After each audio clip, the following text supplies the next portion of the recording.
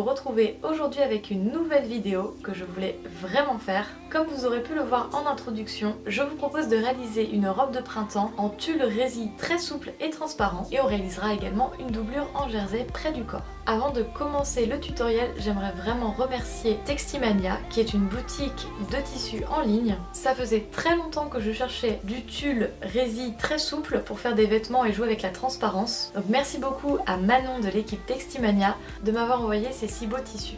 Dans les tissus que j'ai reçus, il y avait du jersey bleu marine et rose pâle. Je l'ai trouvé magnifique, mais lorsque j'ai réalisé mon premier prototype, le tissu était trop fluide et trop fin, ce qui fait que le tombé n'était pas idéal. Du coup dans cette vidéo je vais utiliser un autre jersey, mais j'utiliserai très certainement ce jersey pour d'autres créations plus adaptées. A la base je n'aime pas trop acheter le tissu sur internet, j'avais déjà essayé et ça n'avait pas été concluant. Mais aujourd'hui, maintenant que j'ai testé la boutique Textimania, je le suis beaucoup moins. Les descriptions sont super fidèles aux photos, les prix sont relativement bas par rapport à la qualité que l'on a, donc c'est très avantageux et j'ai absolument pas été déçue de ce que j'ai commandé. C'était exactement ce que j'imaginais dans ma tête en lisant la description.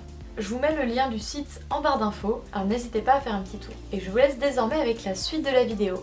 Pour ce tutoriel, vous aurez tout d'abord besoin d'une planche de découpe, vous aurez besoin d'un fer à repasser, vous aurez bien évidemment besoin de tissu. Alors ici j'utilise un espèce de tulle résille bleu, ainsi qu'une doublure en jersey légèrement élastique mais qui se tient. Au niveau des mesures, j'aurai besoin d'1 mètre de chaque. On a également besoin du patron, d'une règle et on aura besoin du nécessaire de couture, à savoir épingle, cutter rotatif, ciseaux, fil et crayon à encre effaçable. Dans cette vidéo, j'utiliserai ma machine à coudre ainsi que ma surjeteuse, mais vous pouvez très bien remplacer la surjeteuse par des points de machine à coudre et vous référer à ma vidéo sur comment coudre le jersey si vous ne savez pas comment faire.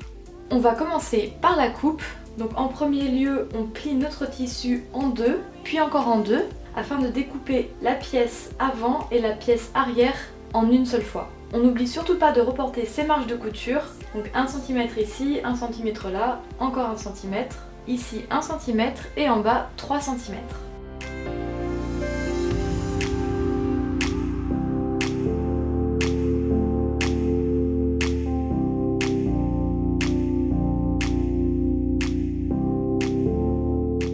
On va maintenant peaufiner la coupe pour obtenir un avant et un arrière.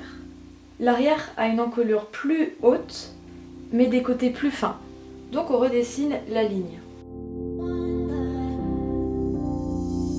Pour la pièce avant, on a juste à retravailler l'encolure.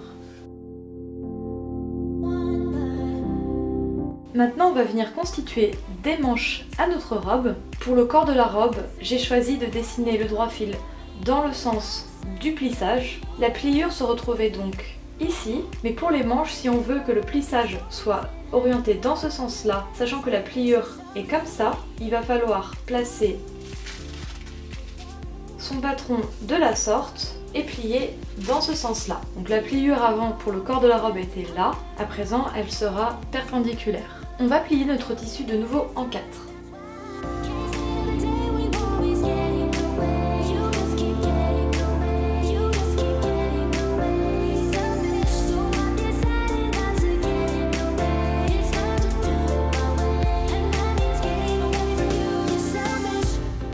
On n'oublie pas de reporter les marges de couture, 3 cm pour la manche, 1 cm au niveau de ce qui va être cousu.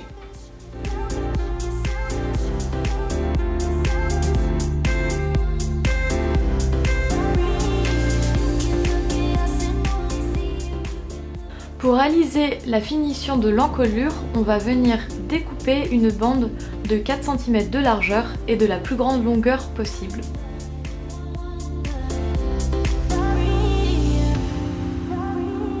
Pour la doublure, vu que le tissu est lisse, on peut reporter notre patron ainsi que les marges de couture sur notre tissu et ensuite découper. Il s'agit d'une pièce arrière puisque l'encolure est droite. Voici notre première pièce et maintenant on fait exactement la même chose pour l'avant mais en découpant l'encolure. Et voici l'avant que je peux désormais couper. Pour réaliser le biais de la doublure, on va venir découper des bandes de 4 cm dans le sens de la largeur. Ça veut dire que quand on tire sur la bande, elle est élastique.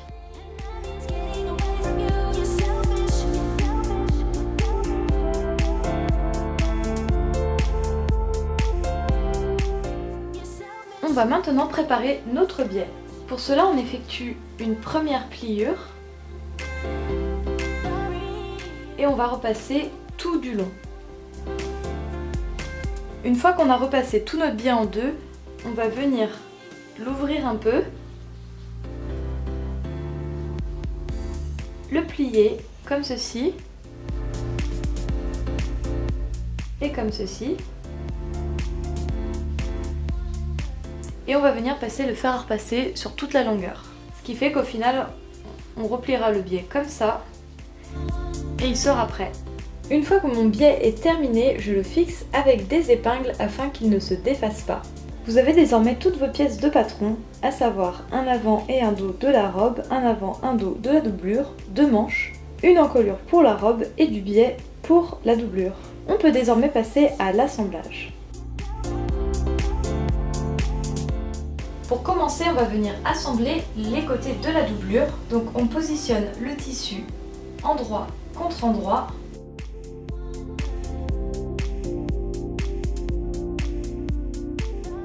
Et on le passe à la surjeteuse de la machine à coudre, ici et là. Concernant la robe, on va tout d'abord assembler les épaules.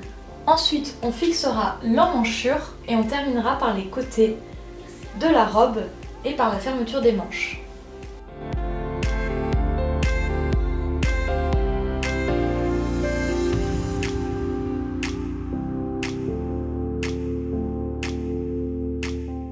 Maintenant, je vais venir placer la manche. Donc la pliure se retrouve sur le dessus et l'endroit où il faudra coudre se retrouve en dessous. Et on va venir la coudre à l'intérieur. Du coup, on la retourne en symétrie et on vient la placer à l'intérieur de notre emmanchure. Et on vient placer une épingle pour ne pas perdre le milieu. Et je vais venir coudre tout au niveau de l'emmanchure. Voilà, et là si on retourne sur l'endroit, on voit notre manche se former et on va venir faire pareil de l'autre côté. Notre robe prend forme et on va pouvoir assembler les manches et les côtés en une seule couture. Et c'est la dernière étape de l'assemblage. Après on pourra passer aux finitions.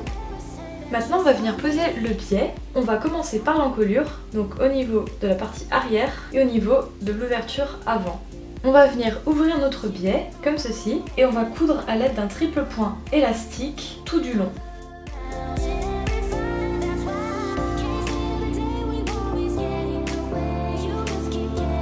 Et on pique au niveau de la pliure.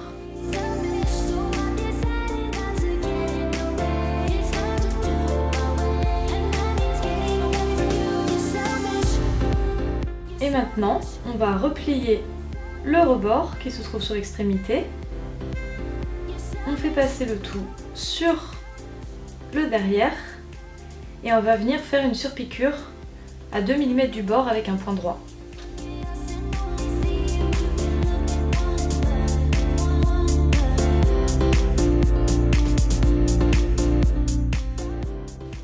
Maintenant que notre encolure est faite, on va pouvoir passer à l'emmanchure.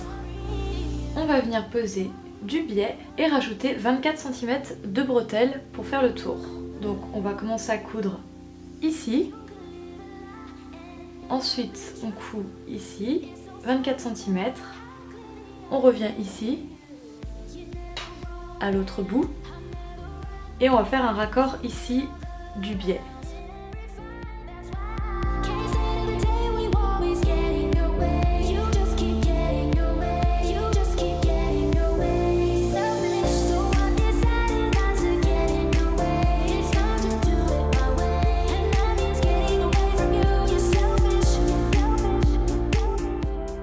On a laissé ici une petite ouverture pour pouvoir faire un raccord.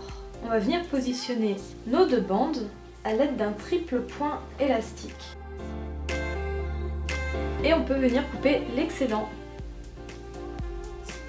et terminer notre première couture.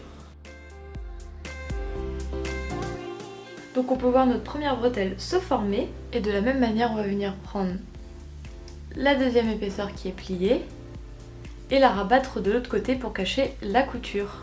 Et au niveau de la bretelle, on coudra dans le vide, ce qui va former la bretelle. Et on continue avec un triple point élastique. Maintenant que votre biais a bien été posé autour de l'emmanchure et au niveau de l'avant et de l'arrière, votre doublure est quasiment terminée, il ne reste plus qu'à faire un ourlet. Alors ici je vais utiliser un point zigzag triple pour faire mon ourlet. Et voici notre doublure terminée. Il ne nous reste désormais plus qu'à travailler sur notre robe et à faire de la même manière qu'ici les ourlets au niveau des manches et du bas. Et ensuite il ne nous restera plus qu'à poser l'encolure. Du coup pour l'encolure, j'ai plié ma bande en deux et je l'ai posée contre l'endroit de l'encolure. Et maintenant je vais légèrement tirer sur cette bande pour que le col se tienne bien. Et je laisse derrière un peu de jus, comme ça, de la même manière que pour le biais, on pourra refermer proprement le tour.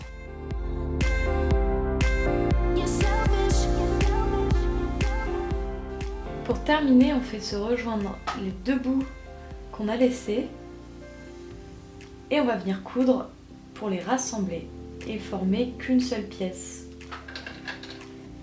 Et maintenant on va venir surpiquer à 1 ou 2 mm du bord, le plus proche possible pour avoir une jolie finition.